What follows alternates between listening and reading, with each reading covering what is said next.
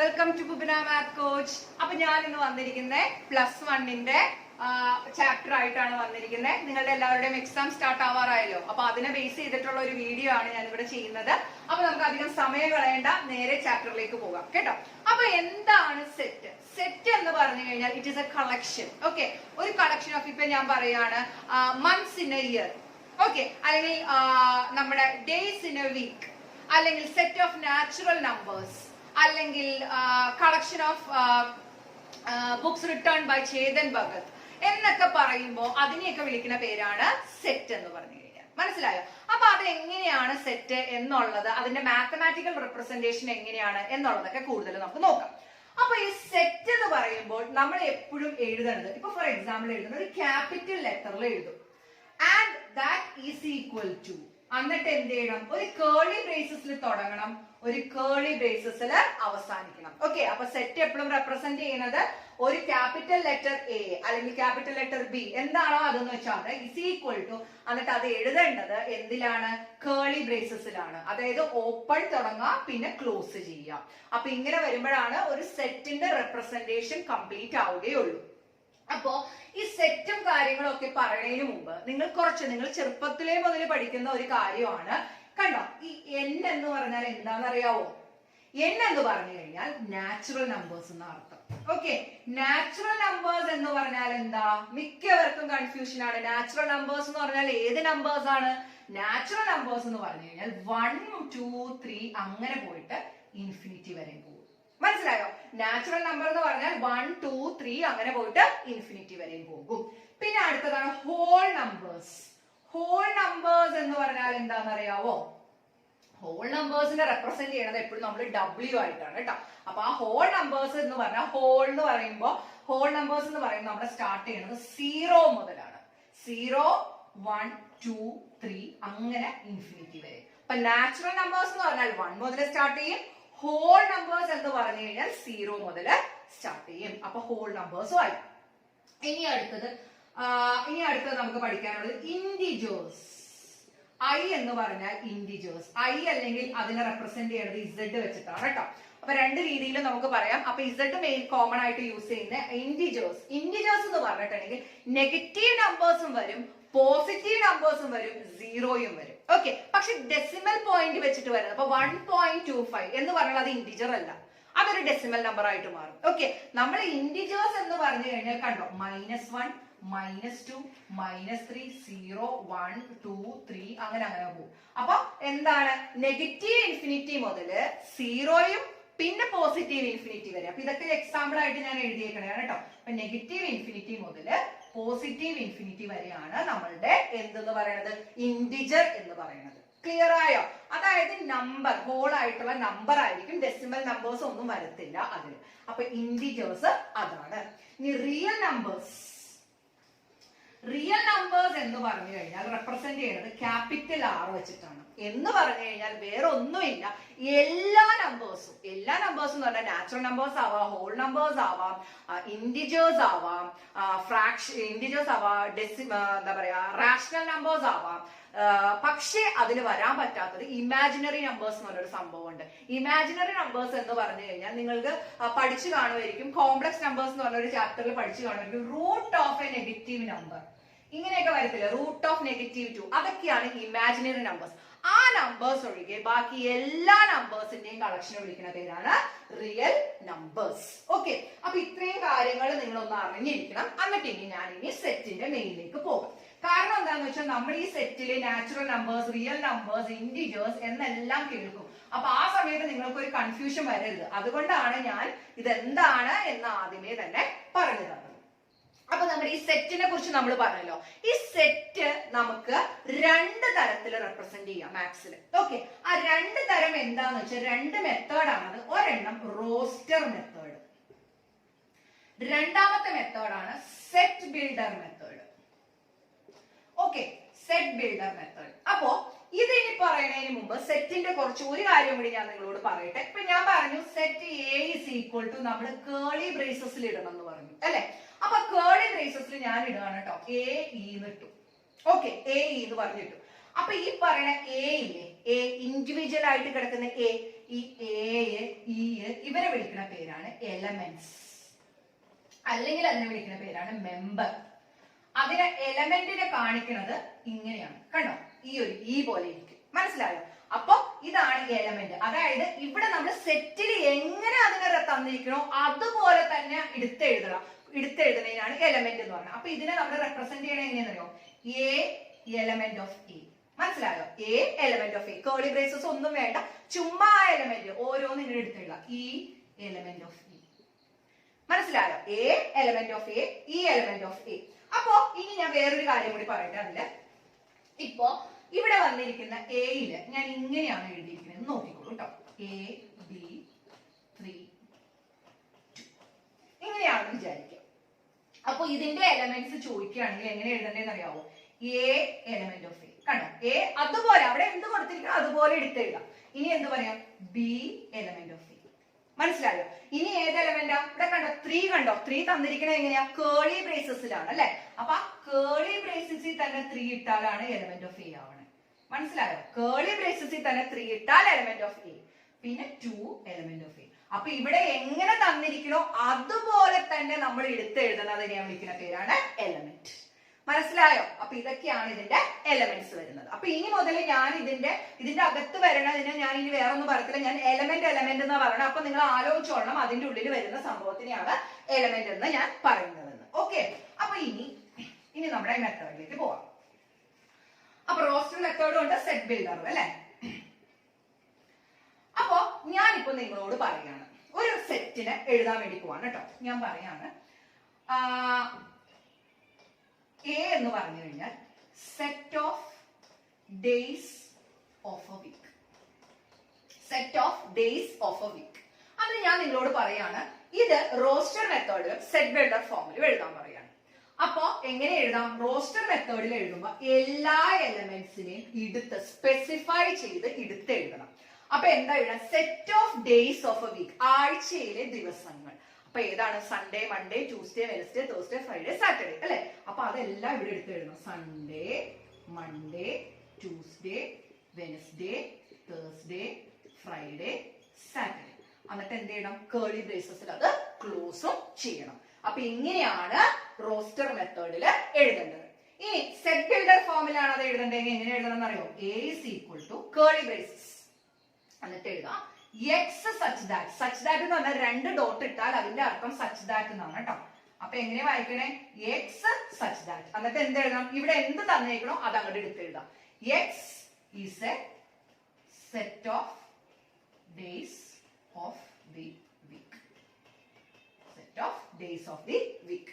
മനസ്സിലായില്ല? അല്ലെങ്കിൽ X is the days of the week എന്ന് എഴുതിയാലും മതി. X is the days of the week എന്ന് പറഞ്ഞ് എഴുതിയാൽ മതി. X is the days of the week എന്ന് പറഞ്ഞ് എഴുതിയാലും മതി. ക്ലിയർ ആയോ? ഇനി വേറൊരു എക്സാമ്പിൾ കാണിച്ചു തരാം.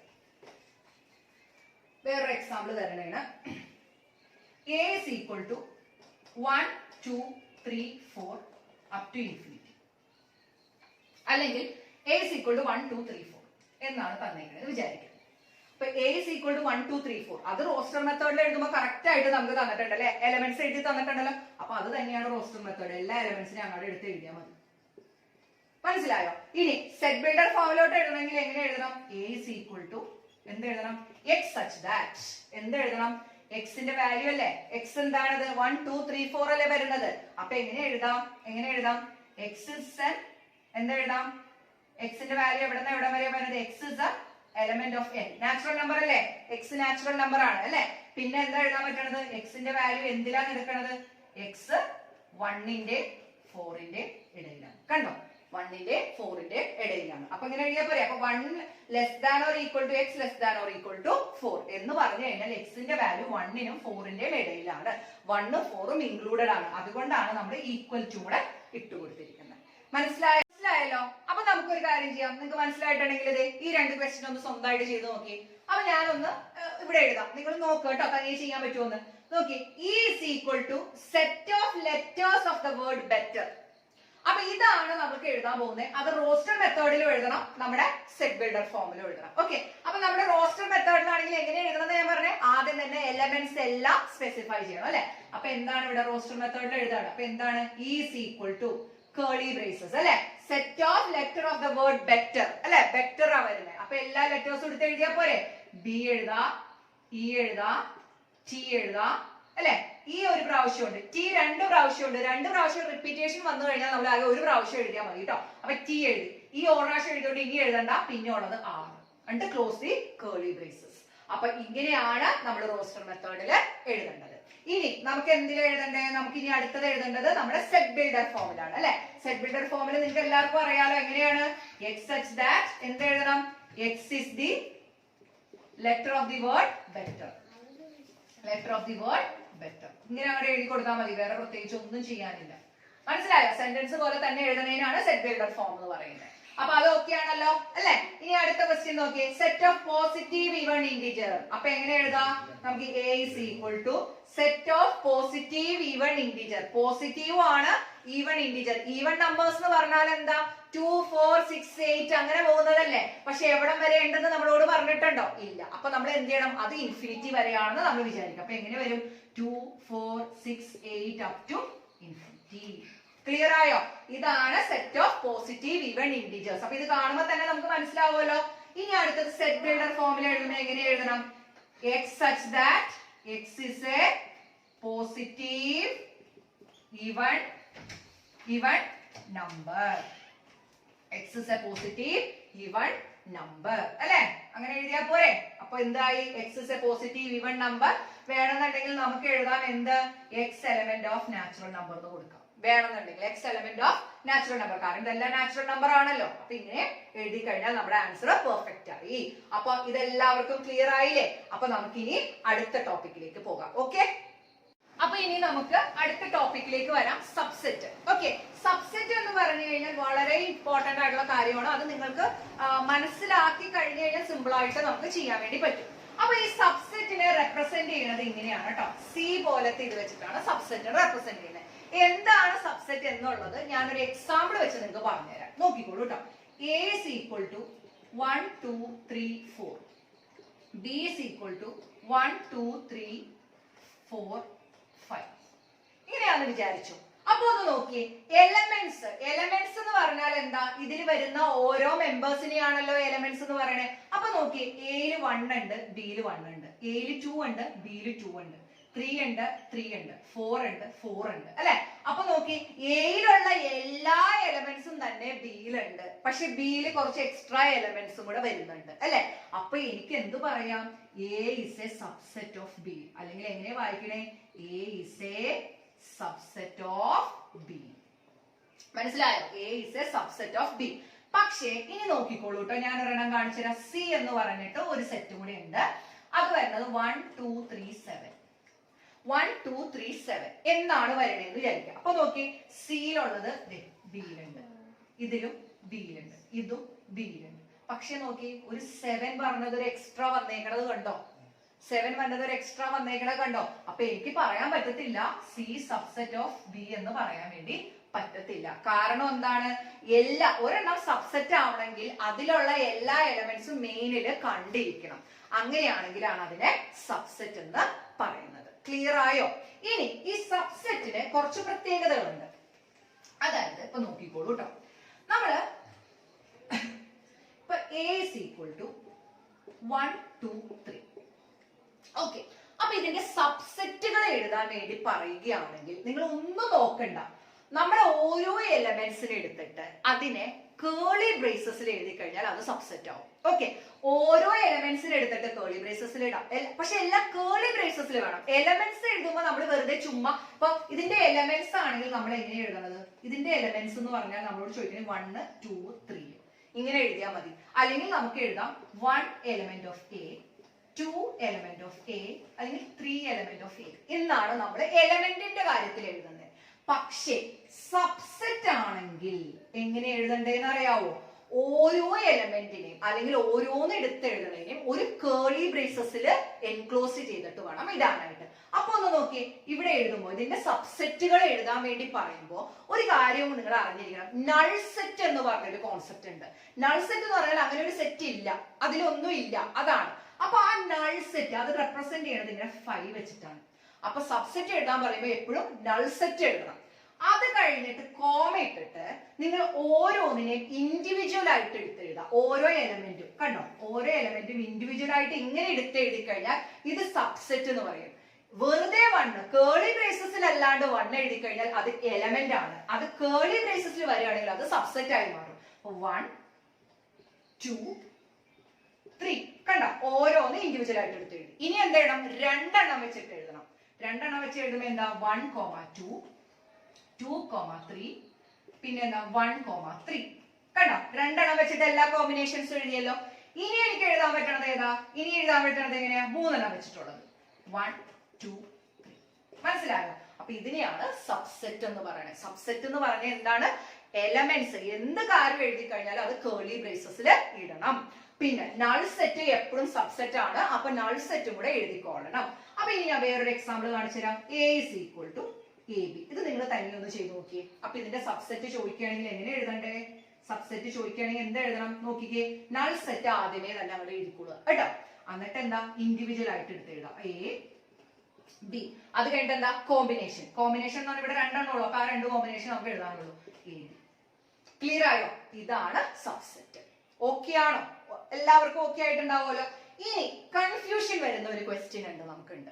അതെന്താണെന്ന് നമുക്കൊന്ന് നോക്കിയാലോ. ഓക്കെ, അപ്പൊ ഇത് എല്ലാവർക്കും ക്ലിയർ ആണെന്ന് വിചാരിക്കണോ? അപ്പൊ ഇനി ഞാൻ ആ ക്വസ്റ്റ്യനും കൂടെ ഒന്ന് ചെയ്ത് സബ്സെറ്റും എലമെന്റും വെച്ച് കൺഫ്യൂഷൻ വരുന്ന ഒരേ ഒരു ക്വസ്റ്റ്യൻ ആണ്. അത് നമുക്ക് ചെയ്ത് നോക്കാം കേട്ടോ. നോക്കിക്കോളൂ കേട്ടോ.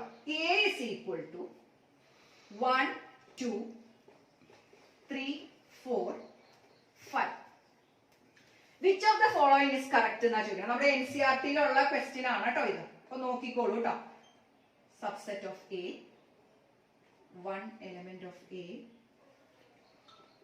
3 4 element of A, one subset of A, 3 4 subset of A, 1 2 5 subset of A, 5 element of A, 5 of A, 5 subset of A. Okay.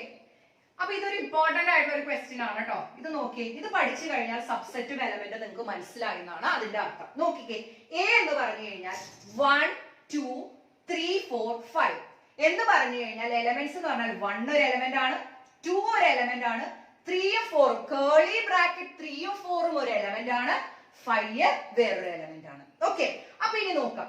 ഇവിടെ നോക്കിയേ, കേളി ബ്രാക്കറ്റ് 3 4 സബ്സെറ്റ് ഓഫ് A. അപ്പൊ ഞാൻ പറഞ്ഞിട്ടുണ്ട് സബ്സെറ്റ് ആവണമെന്നുണ്ടെങ്കിൽ അതിനെ നമ്മൾ കേളി ബ്രേസസിൽ ഇടണം. ഓരോ എലമെന്റിനെ കേളി ബ്രേസസിൽ ഇടണം. പക്ഷേ ഈ 3 4 ഓൾറെഡി കേളി ബ്രേസസിലാണ് നമുക്ക് തന്നിരിക്കുന്നത്. അപ്പോ അത് കണ്ടോ, 3 4 ഓൾറെഡി കേളി ബ്രേസസിലാണ് തന്നിരിക്കുന്നത്. അപ്പൊ അത് സബ്സെറ്റ് ആണെങ്കിൽ എന്താ, ഒരു കേളി ബ്രേസസ് കൂടെ വരണം. പക്ഷെ ഇവിടെ കണ്ടോ, ഇത് സാധാ ഒരു കേളി ബ്രേസസ് നമുക്ക് ഇവിടെ തന്നേക്കണതല്ല. അപ്പൊ ഇതിനെ നമുക്ക് എലമെന്റ് എന്നല്ലേ പറയാൻ പറ്റുള്ളൂ, ഇതിനെ സബ്സെറ്റ് എന്ന് പറയാൻ പറ്റുമോ? ഇല്ല. അപ്പൊ അത് റോങ് ആണ്. അടുത്തത് 1 element of A. 1 element അല്ലേ, 1നെ വെറുതെ ഇട്ടാൽ മതി, കേളി ബ്രേസസിൽ ഒന്നും എടുക്കണ്ടല്ലോ. അപ്പൊ എലമെന്റ് ആണ് അല്ലേ. അടുത്തത് 3 4 element of A. Keli braces 3 4. നോക്കിയേ, കേളി ബ്രേസസ് 3 4 ആയിട്ട് തന്നെയല്ലേ എഴുതിയിരിക്കുന്നത്. അപ്പൊ അതിന്റെ അർത്ഥം 3 4 element of A ആണ്. അടുത്തത് 1 subset of A. 1 subset of A. 1 subset ആവണമെങ്കിൽ എന്തിൽ വരണം എന്നാ ഞാൻ പറഞ്ഞേ? കേളി ബ്രേസസിൽ വരണം. ഇവിടെ കേളി ബ്രേസസിലാണോ വന്നേക്കുന്നത്? അല്ല. അപ്പൊ അതുകൊണ്ട് അത് സബ്സെറ്റ് അല്ല കേട്ടോ. ഇനി അടുത്തത് കണ്ടോ, 2 കേളി ബ്രേസസ് പിന്നെ കേളി ബ്രേസസിന്റെ അകത്ത് 3 4 ക്ലോസ് ദ കേളി ബ്രേസസ്. അങ്ങനെയാണെങ്കിൽ അത് സബ്സെറ്റ് ആണോ? സബ്സെറ്റ് അല്ലേ. കാരണം എന്താ, ഓൾറെഡി എലമെന്റ് ആയിട്ട് തന്നിരിക്കുന്ന കേളി ബ്രേസസ് 3 4 ആണ്. അതിന്റെ കൂടെ ഒരു കേളി ബ്രേസസിന്റെ ഓപ്പണും ക്ലോസും ഇട്ട് കഴിഞ്ഞാൽ അത് സബ്സെറ്റ് ആയില്ലേ. അപ്പൊ ഇത് ട്രൂ ആണ്. ഇനി അടുത്തത് 1 2 5 സബ്സെറ്റ് ഓഫ് A. ശരിയല്ലേ, കേളി ബ്രേസസ് ഉണ്ട്, 1 2 5, അത് കറക്റ്റ് അല്ലേ. അപ്പൊ ഇത് കറക്റ്റ് ആണ്. ഇനി null set element of A. Null set element ആണോ? നൾ സെറ്റ് എന്ന് പറഞ്ഞ ഒരു എലമെന്റ് നിങ്ങൾക്ക് ഇവിടെ എടുത്ത് എഴുതാൻ കാണുന്നുണ്ടോ? ഇല്ലല്ലോ. അപ്പൊ ഇത് റോങ് ആണ്. മനസ്സിലായോ? നൾ സെറ്റ് എലമെന്റ് അല്ല, എന്റെ എലമെന്റ് അല്ല. പക്ഷെ നൾ സെറ്റ് എപ്പോഴും സബ്സെറ്റ് ആണ്. ആ നൾ സെറ്റിനെ റെപ്രസെന്റ് ചെയ്യുന്നത് ഇങ്ങനെ ആവണം. മനസ്സിലായോ? അപ്പൊ ഇത് കണ്ടോ, കേളി ബ്രേസസ് നൾ സെറ്റ് നമ്മൾ ഒരിക്കലും ഇടത്തില്ല. മനസ്സിലായോ? കേളി ബ്രേസസ് നൾ സെറ്റ് നമ്മൾ ഒരിക്കലും ഇടത്തില്ല. അതിന് പകരം എന്താണ്, വെറുതെ നൾ സെറ്റിനെ ഇടത്തുള്ളൂ. അപ്പൊ ഇങ്ങനെ വന്നാൽ ഇത് സബ്സെറ്റ് അല്ല, ഇതാണെങ്കിൽ സബ്സെറ്റ് ആണ്. ഓക്കെ, അപ്പൊ ഈ നമ്മുടെ ഈ കേളി ഇതിന്റെ കാര്യത്തിൽ നിങ്ങൾക്ക് നൾ സെറ്റിന്റെ കാര്യത്തിൽ ചെറിയൊരു കൺഫ്യൂഷൻ വന്നിട്ടുണ്ടാവും. അപ്പൊ അതെങ്ങനെയാണ് എന്ന് നമുക്കൊന്ന് നോക്കാം കേട്ടോ. ഞാൻ അതൊന്ന് പറഞ്ഞു തരാം, അല്ലെങ്കിൽ നിങ്ങൾക്ക് പിന്നെ ഒരു കൺഫ്യൂഷൻ വരും നൾ സെറ്റിന്റെ കാര്യത്തിൽ. കണ്ടോ, ഈ നൾ സെറ്റ് ഒരിക്കലും ഈ കണ്ടോ ഇതിന്റെ അകത്ത് കണ്ടോ എലമെന്റ്സ് എന്ന് പറഞ്ഞു കഴിഞ്ഞാൽ ഇതിന്റെ അകത്ത് വരുന്നതിനെയാണ് എലമെന്റ് എന്ന് പറയുന്നത്. അപ്പൊ ഈ null set element of A എന്ന് പറഞ്ഞു കഴിഞ്ഞാൽ അത് റോങ് ആണ്. കാര്യം അങ്ങനെ ഒരു എലമെന്റ് ഇവിടെ നിങ്ങൾക്ക് കാണാൻ പറ്റുന്നില്ല. പക്ഷേ എനിക്ക് പറയാം null set is subset of A എന്ന് നമുക്ക് പറയാം. കാര്യം നമ്മൾ പറഞ്ഞില്ലേ സബ്സെറ്റ് എഴുതാൻ നേരത്തെ നൾ സെറ്റ് എഴുതണമെന്ന്. പക്ഷെ ഈ നൾ സെറ്റിനെ നമ്മളൊരു കേളി ബ്രേസസിൽ ഇട്ടാൽ അത് സബ്സെറ്റ് ആവത്തില്ല. ഓക്കെ, നൾ സെറ്റിനെ എപ്പോഴും നമ്മൾ റെപ്രസെന്റ് ചെയ്യണം ഒന്നുമില്ലെങ്കിൽ ഇങ്ങനെ, അല്ലെങ്കിൽ ഇങ്ങനെ. അതിന്റെ അകത്ത് ഒന്നും വരാൻ പാടില്ല. മനസ്സിലായോ?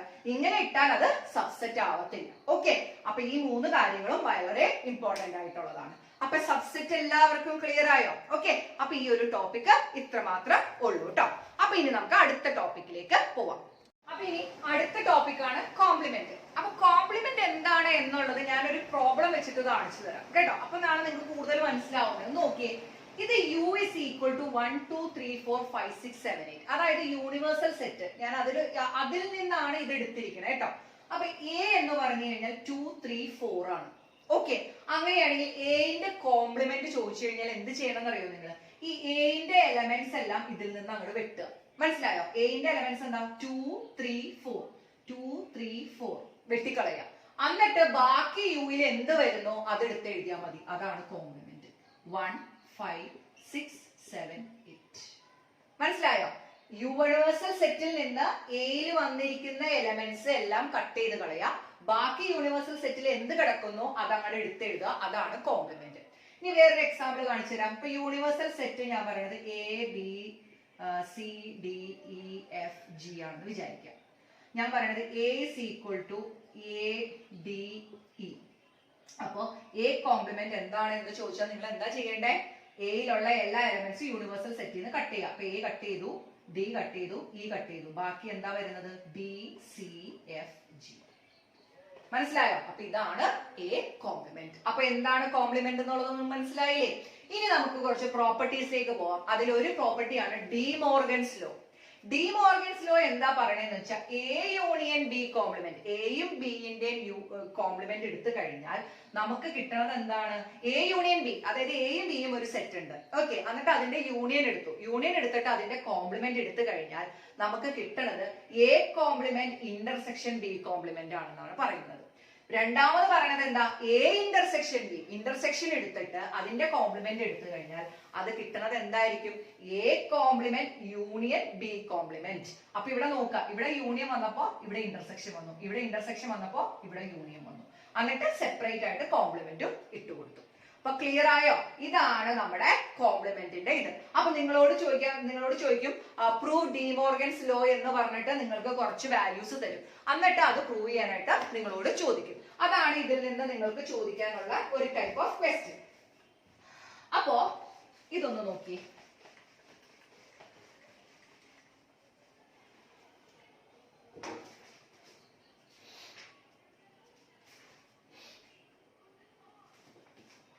ഇപ്പൊ നോക്കിക്കോളൂ കേട്ടോ. യൂണിയൻ ആയിട്ട് ഞാൻ തരുന്നത് 1 2 3 4 5 6 7 8 9.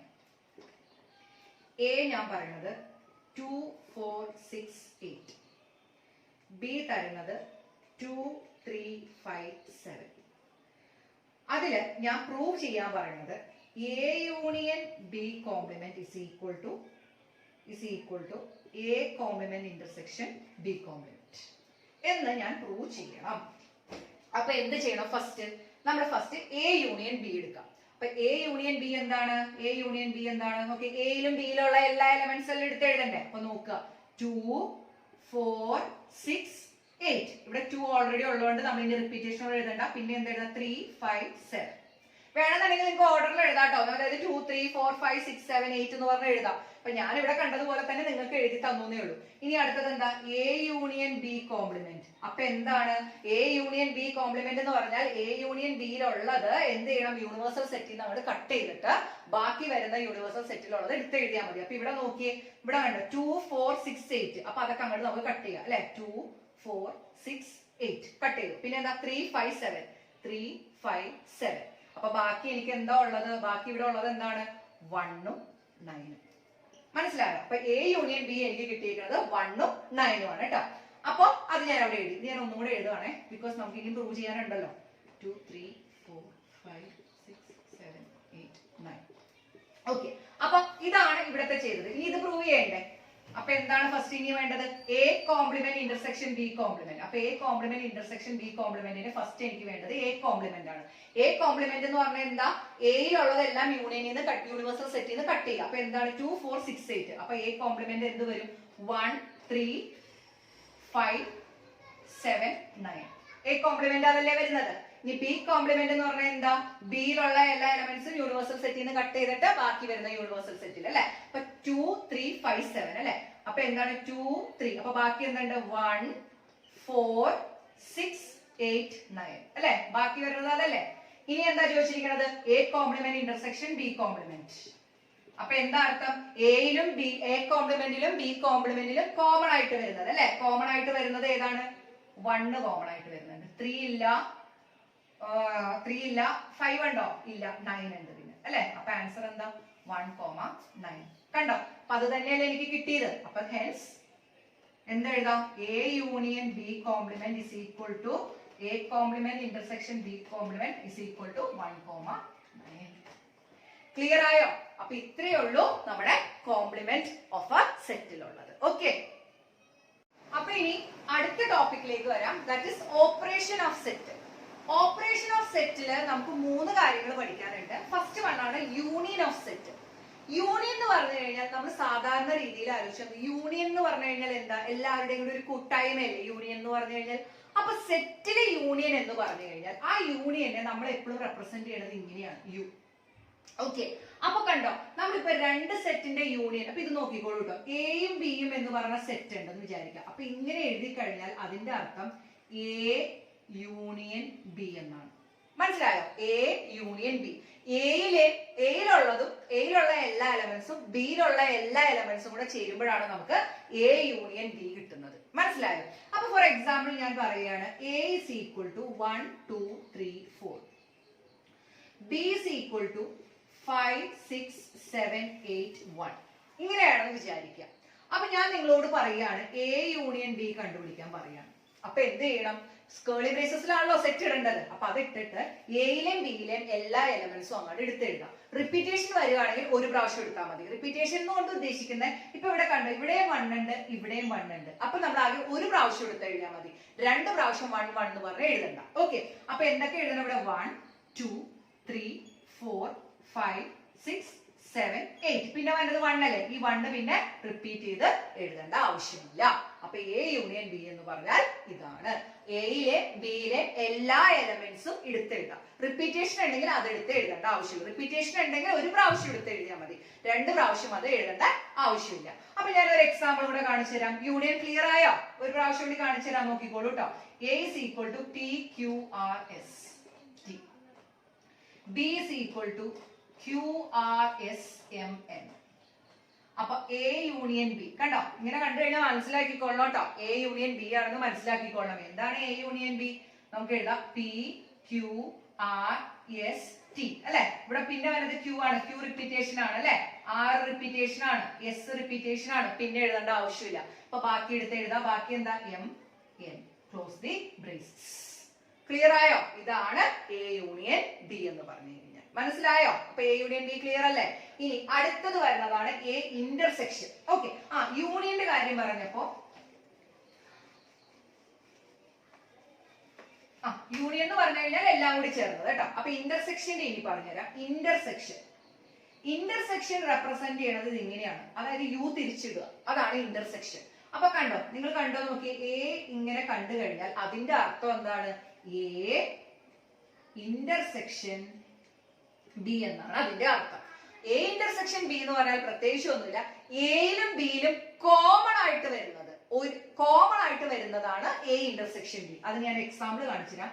A is equal to 1 2 3 4, B is equal to 2 3 5 6 എന്ന് വിചാരിക്കാം. നിങ്ങളോട് ഞാൻ ചോദിക്കുന്നത് എ ഇന്റർസെക്ഷൻ ബി ആണെങ്കിൽ എയിലും ബിയിലും കോമൺ ആയിട്ട് വരുന്നത് നോക്കാം. 1 ഉണ്ടോ നോക്കി, 1 ഇല്ല. 2 ഉണ്ടല്ലോ, അത് കോമൺ ആണ്.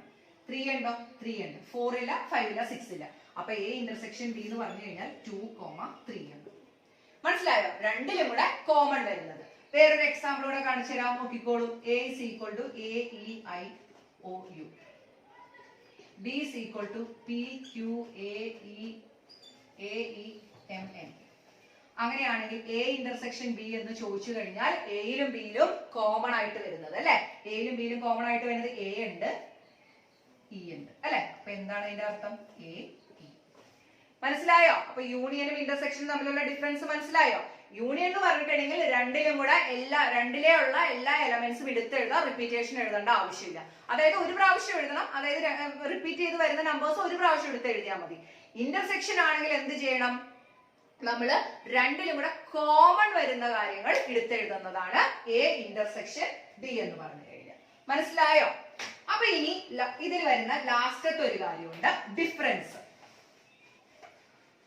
ഡിഫറൻസ് എന്ന് പറഞ്ഞു കഴിഞ്ഞാൽ നോക്കിക്കോളൂ കേട്ടോ. ഡിഫറൻസ്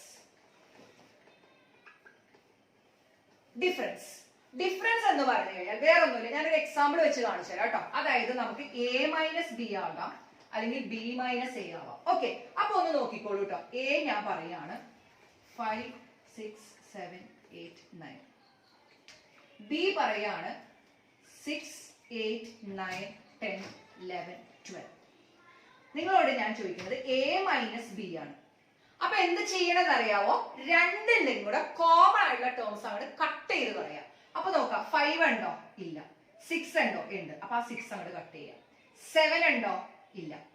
8 ഉണ്ട് കോമൺ ആയിട്ട്, അതങ്ങോട്ട് കട്ട് ചെയ്യാം. നോക്കി, 9 ഉണ്ട് കോമൺ ആയിട്ട്. മനസ്സിലായോ? അപ്പൊ കോമൺ ആയിട്ട് വരുന്നതൊക്കെ നമ്മൾ അങ്ങോട്ട് കട്ട് ചെയ്ത് കളഞ്ഞിട്ട് എ മൈനസ് ബി ചോദിക്കുമ്പോ എയിൽ ബാക്കി വരുന്നത്, കോമൺ ഉള്ളതെല്ലാം കട്ട് ചെയ്തിട്ട് എയിൽ ബാക്കി വരുന്നതാണ് എ മൈനസ് ബി. എയിൽ ബാക്കി വരുന്നത് എന്താ? 5 ഉണ്ട്, 7 ഉണ്ട്. അപ്പൊ അതാണ് എ മൈനസ് ബി. ഇനി ഇത് ബി മൈനസ് എ ആണെങ്കിൽ എന്ത് ചെയ്യണം? എയിലെയും ബിയിലെയും കോമൺ ഉള്ളത് കട്ട് ചെയ്ത് കഴിഞ്ഞിട്ട് ബിയില് ബാക്കി വരുന്നത് എടുത്തെഴുതാം. ബിയില് ബാക്കി വരുന്നത് എന്താ? 10 11 12. മനസ്സിലായോ? ഇതാണ് എ മൈനസ് ബി, ഇതാണ് ബി മൈനസ് എ. അപ്പൊ ഒന്നും ചെയ്യേണ്ട, ഡിഫറൻസ് ചോദിക്കുകയാണെങ്കിൽ നിങ്ങൾ കോമൺ ഉള്ളത് കട്ട് ചെയ്യാം. അപ്പൊ എ മൈനസ് ബി ആണെങ്കിൽ എയും ബിയിലും കോമൺ കട്ട് ചെയ്തിട്ട് എയിൽ ബാക്കി എന്ത് എലമെന്റ്സ് വരുന്നു അതാണ് എ മൈനസ് ബി. ഇനി ബി മൈനസ് എ ആണ് ചോദിക്കണമെങ്കിൽ എന്ത് ചെയ്യണം? എയിലെയും ബിയിലെയും കോമൺ ആയിട്ടുള്ളത് കട്ട് ചെയ്തിട്ട് ബിയിൽ ബാക്കി വരുന്ന എലമെന്റ്സ് എടുത്തെഴുതുന്നതാണ് ബി മൈനസ് എ. അപ്പൊ ഞാനൊരു എക്സാമ്പിൾ കൂടെ തരാം, നിങ്ങളൊന്ന് തനിയെ ചെയ്ത് നോക്കൂ കേട്ടോ. A is equal to 7 8 9, B is equal to 7 6 5. A minus ബിയും കണ്ടുപിടിക്കണം, ബി മൈനസ് എയും കണ്ടുപിടിക്കണം.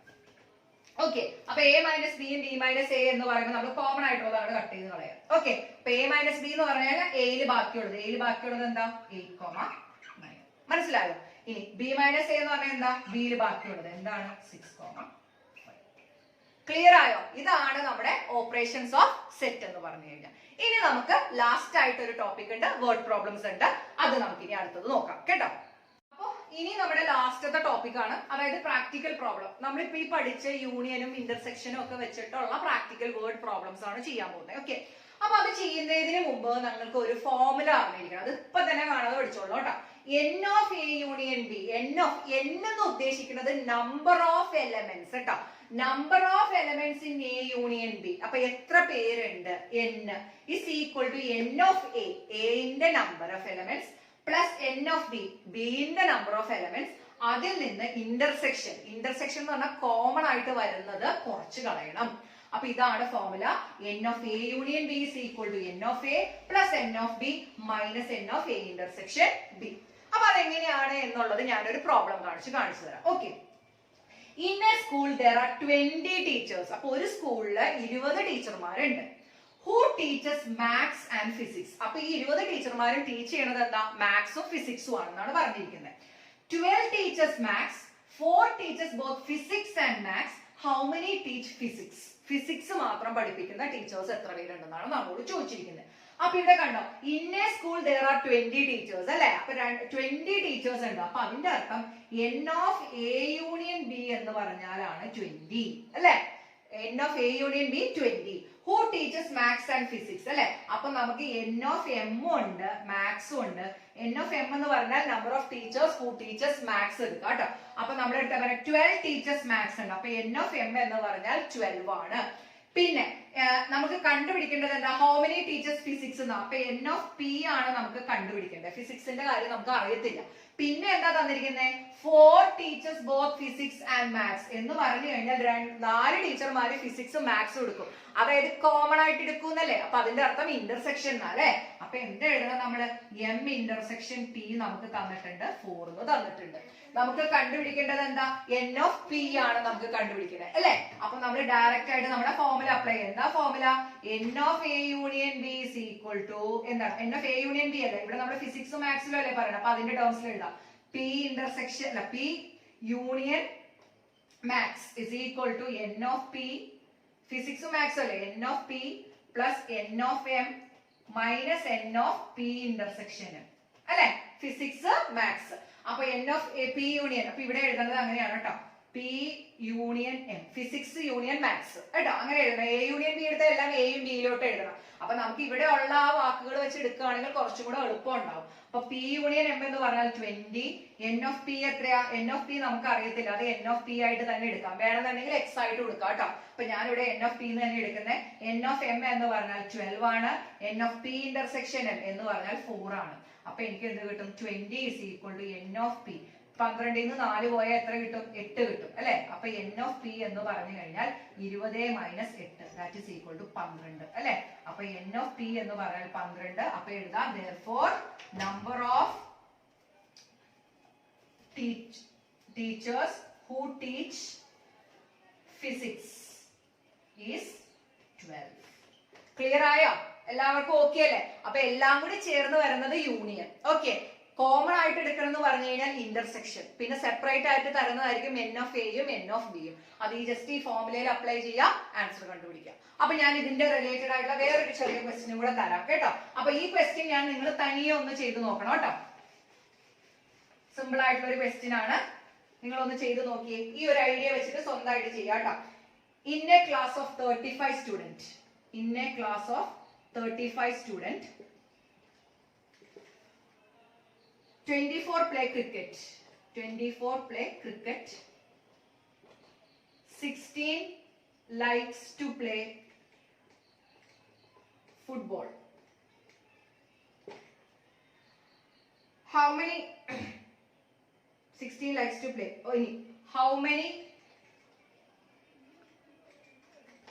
ഇവിടെ വേറൊരു സെന്റൻസും കൂടെ തന്നിട്ടുണ്ട്.